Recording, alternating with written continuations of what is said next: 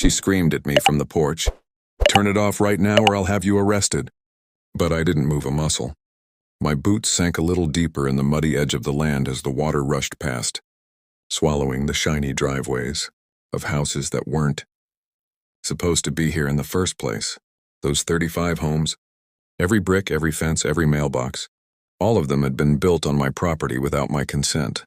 The HOA Karen at the front, the one who had been bossing everyone around like she owned the whole neighborhood, waved a fake document in my face last month and said, "This community doesn't need your kind here. Sell and leave, or we'll make you."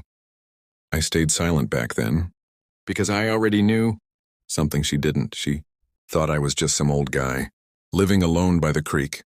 She thought yelling at me and plastering fake HOA notices on my door would scare me into running. But this land wasn't just dirt and grass.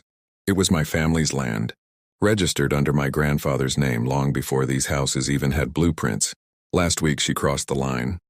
She called the cops and reported me as a trespasser on my own land.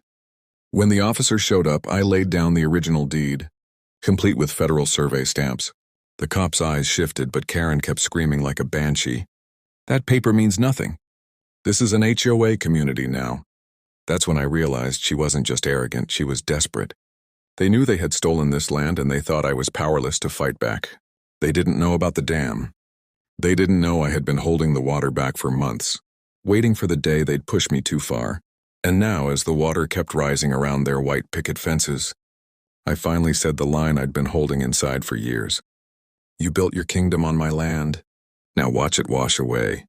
Karen's face turned pale as the water licked over her perfectly trimmed lawn, rushing toward the garage where her brand-new SUV was parked. Neighbors ran out in panic, some holding kids, some clutching lawn chairs, all shouting over the roar of water. She pointed her finger at me like she always did, her voice cracking. "He's doing this on purpose. Arrest him! Somebody stop him!" But nobody moved closer. They all knew deep down what I knew. The houses weren't supposed to be here in the first place. One man shouted, "Is it true? Did we build on his land?" The question silenced the crowd for a moment, every eye turning from their flooding driveways to the deed I was now holding high in my hand.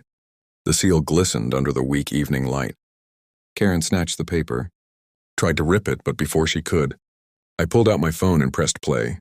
The screen lit up with recordings, her voice, her threats, every fake notice she taped to my door. Every time she screamed at me in front of her HOA board, "Sell or get out! Sell or get out!" The crowd listened, jaws dropping.